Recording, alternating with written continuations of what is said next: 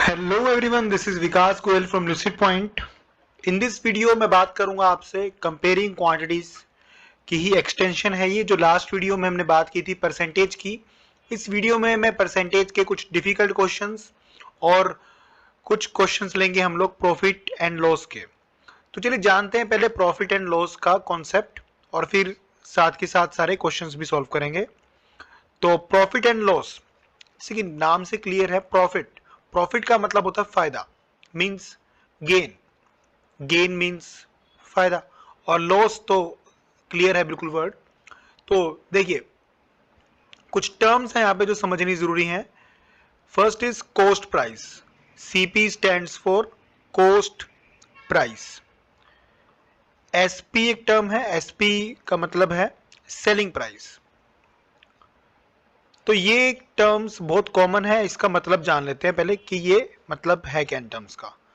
तो ये जो टॉपिक है ये ध्यान में रख के बनाया गया है, एक शॉपकीपर को ध्यान में रख के बनाया हुआ टॉपिक ये। तो आपको शॉपकीपर के एंगल से सोचना है कि जब भी कोई चीज खरीदी जा रही है तो वो प्रॉफिट या लॉस के लिए खरीदी जा रही है। जनरली प्रॉफिट के लिए खरीदी जा रही है, लॉस हो सकता है उसके अंदर। तो हम लोग एक आम पब्लिक के हिसाब से नहीं समझ सकते इसको, क्योंकि हम लोग कुछ भी, अगर कोई फॉर एग्जांपल आपने शर्ट परचेज करी तो वो शर्ट आप आगे सेल नहीं करेंगे उसको, आप उसको पहनेंगे। तो आपको फर्क नहीं पड़ता कॉस्ट प्राइस और सेलिंग प्राइस में क्या डिफरेंस है। लेकिन जब शॉपकीपर उसी चीज को परचेज करेगा तो वो उसको सेल करनी है आगे। आप शॉपकीपर के एंगल से समझिए इस टॉपिक को। तो चलिए शुरू करते हैं आगे। तो कॉस्ट प्राइस वो प्राइस होता है जो शॉपकीपर उसको खरीद करके लेकर के आया। मान लो शॉपकीपर भी कहीं से सामान लेके आएगा। जो हम यहाँ पे एग्जांपल ले लेते हैं ब्रेड का, एक ब्रेड का हम एग्जांपल लेते हैं। तो जो मार्केट में आपको ब्रेड मिलती है, लाइक आटा ब्रेड, आटा ब्रेड, लेट्स से कि वो जो ब्रेड की कीमत है 50 रुपीज है, 50 रुपए की ब्रेड की आपको मार्केट में मिलती है। हो सकता है कि वो ब्रेड जो शॉपकीपर है वो 45 रुपीज की लेके आया हो, 47 की, 48, हम 45 मान लेते हैं। तो जो 45 की वो जो लेकर के आया वो है उसका कॉस्ट प्राइस। और 50 रुपीज में आप लेकर के आए, मतलब उसने सेल करी, उसने बेचा उसको, वो है उसका सेलिंग प्राइस, एसपी, राइट। तो 50 रुपए में बेची उसने 45 रुपए की ब्रेड, जो 45 रुपीज की जो ब्रेड थी वो 50 रुपीज में उसने सेल कर दी। तो उसको प्रॉफिट कितना हुआ, प्रॉफिट कितना हुआ बताइए। प्रॉफिट हुआ उसको 5 रुपीज का।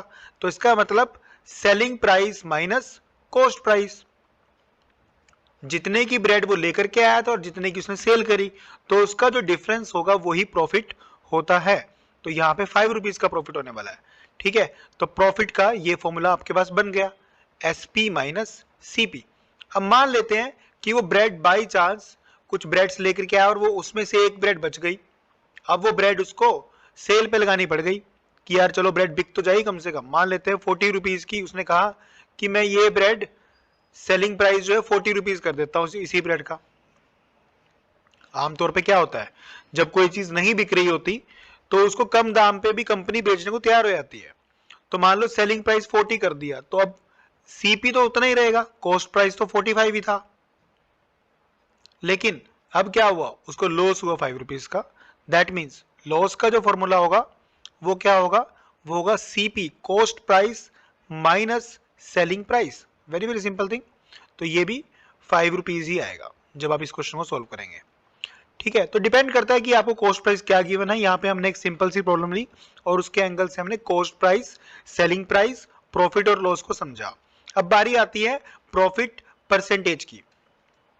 प्रॉफिट परसेंटेज, तो प्रॉफिट परसेंटेज क्या होता है कि भाई परसेंटेज में निकाली कितना प्रॉफिट हुआ। तो इसका फॉर्मूला होता है आपका कितना प्रॉफिट हुआ।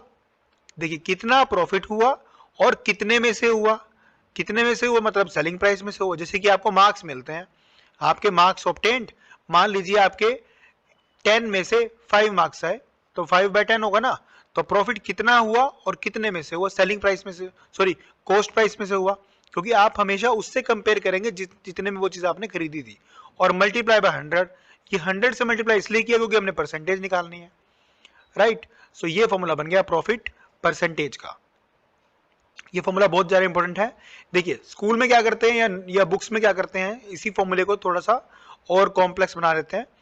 प्रॉफिट को जैसे कि हमने किया, प्रॉफिट का क्या फॉर्मूला है, SP minus CP divide by CP multiply by 100। तो ये प्रॉफिट परसेंटेज का एक और फॉर्मूला आपको मिल गया। तो यही फॉर्मूला जो है बुक्स में लिखा हुआ है। आप कहीं इसको क्रैम करते हैं, I don't recommend cramming in anything, specially mathematics में तो बिल्कुल भी नहीं करनी चाहिए। समझना चाहिए आपको, कॉन्सेप्ट पे जाना चाहिए कि कॉन्सेप्ट है क्या, वो समझने की हमें पूरी कोशिश करनी चाहिए। तो ये हो गया प्रॉफिट परसेंटेज का फॉर्मूला। सिमिलरली अगर हम आगे बात करें तो लॉस परसेंट की, लॉस की बात करते हैं तो लॉस का फॉर्मूला क्या था, या लॉस को मैं सिर्फ एल से डिनोट कर देता हूं, एल। लॉस था हमारा cost price minus selling price, मतलब कि कॉस्ट प्राइस बड़ा होगा सेलिंग प्राइस से, राइट। और लॉस परसेंटेज का फॉर्मूला क्या होगा कि कितना लॉस हुआ और कितने में से हुआ, मतलब सेलिंग जो कॉस्ट प्राइस में से हुआ। हमेशा कॉस्ट प्राइस ही आएगा डिवीजन में और ऊपर आएगा लॉस, और मल्टीप्लाई फिर दोबारा हम 100 से ही कर देंगे।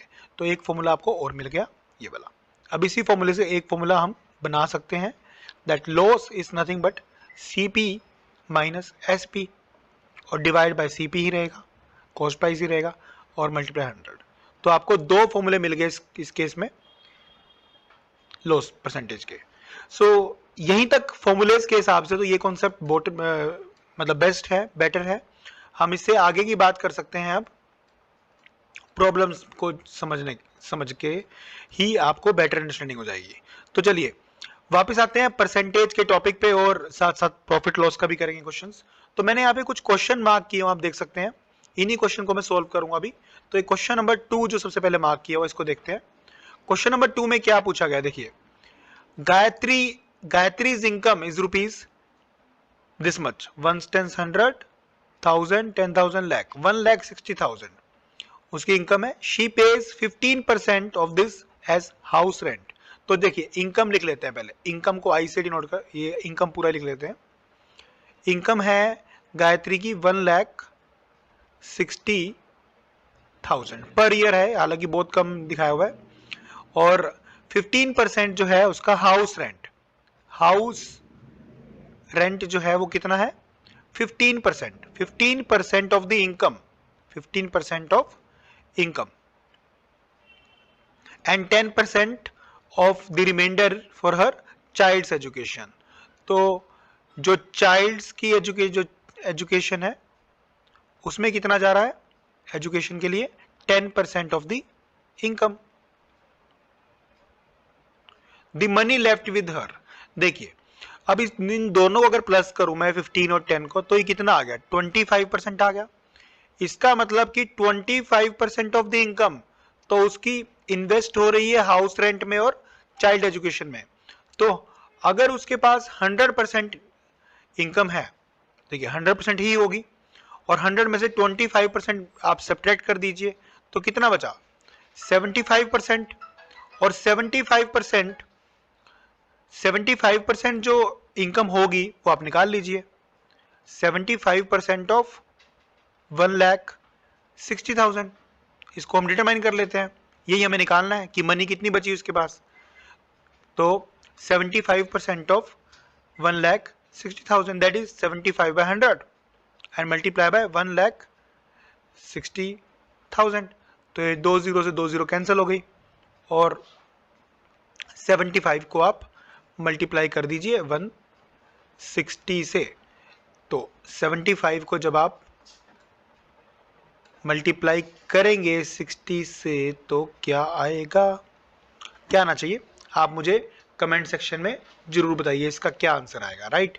तो ये क्वेश्चन मैंने सोल्व कर दिया, क्वेश्चन नंबर 2 आपका सोल्व हो गया। क्वेश्चन नंबर 5 पे आते हैं हम लोग। क्वेश्चन नंबर 5 क्या कहता है, देखिए क्वेश्चन नंबर 5 को हम यहां पे सोल्व कर लेते हैं। क्वेश्चन नंबर 5 को, सो क्वेश्चन नंबर 5 की स्टेटमेंट कुछ इस तरह से है। In scout camp 40% of the scouts were from Gujarat state. तो गुजरात से जो टीम है बेसिकली वो है 40% एंड 20% फ्रॉम अहमदाबाद। अब अहमदाबाद वैसे गुजरात में ही आता है, लेकिन ये क्वेश्चन कहना क्या चाह रहे हैं, क्वेश्चन दोबारा पढ़ते हैं एक बार। In a scout camp 40% of the scouts were from Gujarat state and 20% of these yes of course, इसी में से 20%, मतलब 40 में से ही 20। देखिए क्योंकि गुजरात की कैपिटल है अहमदाबाद, नहीं कैपिटल नहीं सॉरी फाइनेंशियल कैपिटल है, सारा बिजनेस वहीं से आता है आपका गुजरात का। तो 20% ऑफ, वैसे गुजरात की कैपिटल गांधीनगर है राइट, तो लेकिन यहां पर जो बात हो रही है अहमदाबाद की बात हो रही है, और 20% of these were from Ahmedabad, मतलब इसका 20%, सो 20% of 40% of let's say x what ever जो भी है, ठीक है। तो 20% ऑफ 40%, मान ले अब x का मतलब बेसिकली यहां पे क्या होगा 100 होगा, क्या होगा 100, क्योंकि टोटल तो 100% ही मानना पड़ेगा आपको right. So the percentage, question में क्या पूछा गया, परसेंटेज में ही पूछा गया क्वेश्चन में आपको एक्चुअल नंबर नहीं पूछा है, तो ये बड़ा आसान है। जब आपको परसेंटेज पूछी जाए तो 100, देखिए 100 में से 40% जो है वो कौन, वो स्काउट कहां से है, गुजरात से है, और 40% का 20%, अब देखिए 20% ऑफ 40% कैसे निकालेंगे, सो 20/100 मल्टीप्लाई बाय 40, आप इसको कर लीजिए सॉल्व, ये कितना आएगा,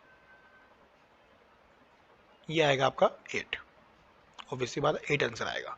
सो 8 इज द आंसर। आपको यहाँ पे परसेंटेज निकालनी थी, आपको यहाँ पे एग्जैक्ट नंबर नहीं बताना था, तो ये आप इस तरह से कर सकते हैं। चलिए नेक्स्ट क्वेश्चन पे बढ़ते हैं जल्दी से। क्वेश्चन नंबर नेक्स्ट है 10, तो ये प्रॉफिट लॉस का क्वेश्चन है। क्वेश्चन नंबर को देखते हैं 10 को। A bicycle is purchased for ₹1800, purchase मतलब कॉस्ट प्राइस की बात हो रही है, तो कॉस्ट प्राइस कितना है 1800 है, एंड सोल्ड एट प्रॉफिट, तो प्रॉफिट परसेंटेज दी गई है इस क्वेश्चन में, दैट इज 12%।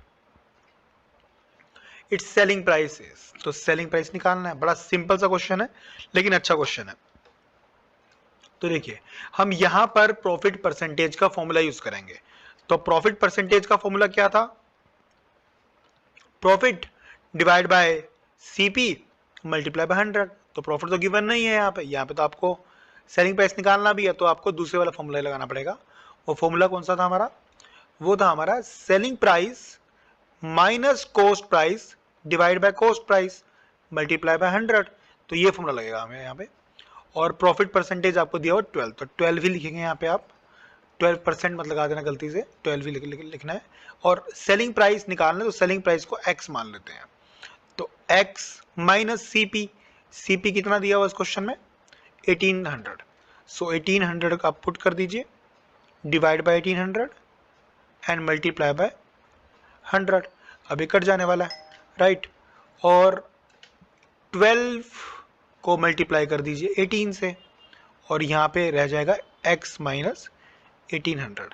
तो देखिए 18 मल्टीप्लाई बाय 12 कितना होना चाहिए, ये होना चाहिए 216, और 1800 इधर आ जाएगा लेफ्ट में, 1800 प्लस हो जाएगा, और ये x, तो 1800 में 216 जब आप ऐड करेंगे तो 6 1 8 एंड 2 10 एंड दिस, तो x की वैल्यू कुछ आनी चाहिए 2016। लेट्स सी कि ये ऑप्शन में है या नहीं है ऑप्शन में है, कोई option B, option B is the right answer right.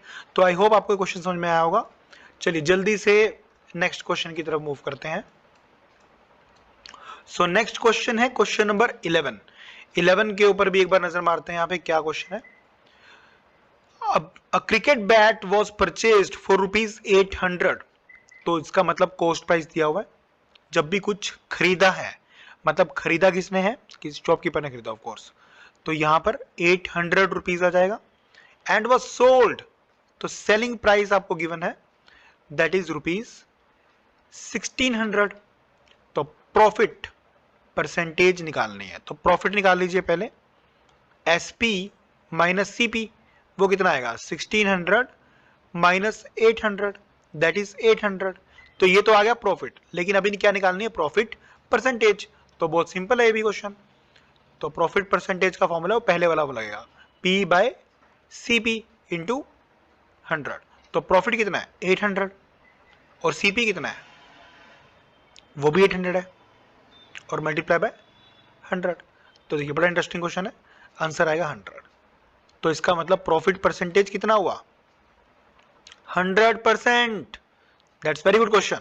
देखिए इसमें है क्या, अगर आप एक चीज को खरीदें, आपने मान लो 800 का की चीज को खरीदी, एक बैट खरीदा 800 का, और आपने उसको डबल अमाउंट में बेच दिया, तो आपको जो प्रॉफिट परसेंटेज हुआ वो 100% हुआ। जैसे मान लो आपने एक शर्ट खरीदी 500 रुपीज की और आपने 1000 की इसको सेल कर दिया, तो प्रॉफिट परसेंटेज हुआ 100%। अगर आपने कोई चीज 500 की खरीदी और आपने उसको 750 में सेल किया, तो प्रॉफिट परसेंटेज कितना हुआ, बताइए आप मुझे कमेंट सेक्शन में। अच्छा क्वेश्चन है। चलिए इसमें 11th क्वेश्चन भी हो गया। अब लास्ट क्वेश्चन जो रहता है वो रहता है 13th क्वेश्चन, क्वेश्चन नंबर 13। ये सबसे इंटरेस्टिंग क्वेश्चन है इस वीडियो का, और क्वेश्चन नंबर 13 पे भी हम मूव करते हैं जल्दी से।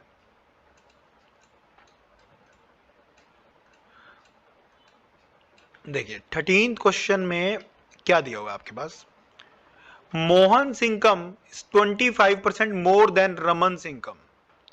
तो रमन की इनकम कितनी है, रमन की इनकम देखो यहाँ पे कुछ इनकम की बात ही नहीं हो रही है, तो जब इनकम की बात नहीं हो रही है ना, तो आप 100 मान लीजिए कि रमन की इनकम कितनी है, मान लेते हैं कि ₹100। अब का आप कहोगे सर 100 भी कोई इनकम होती है, अरे सिर्फ एज्यूम ही तो किया ना, क्वेश्चन को सोल्व करने के लिए एज्यूम कुछ भी कर सकते हैं आप, ठीक है। आप 1000 ही मान सकते हैं उसको, 10,000 ही मान सकते हैं, मैं 100 से कर रहा हूँ उस क्वेश्चन को। सो रमन की इनकम कितनी है 100 और मोहन की कितनी है 25% मोर देन, तो इसका 25% कितना आएगा, 100 का 25% आएगा 25। तो मोहन की इनकम हो जाएगी 100 प्लस 25, क्योंकि 25% मोर है ना, तो इसका मतलब 125, इसकी इनकम होगी 125।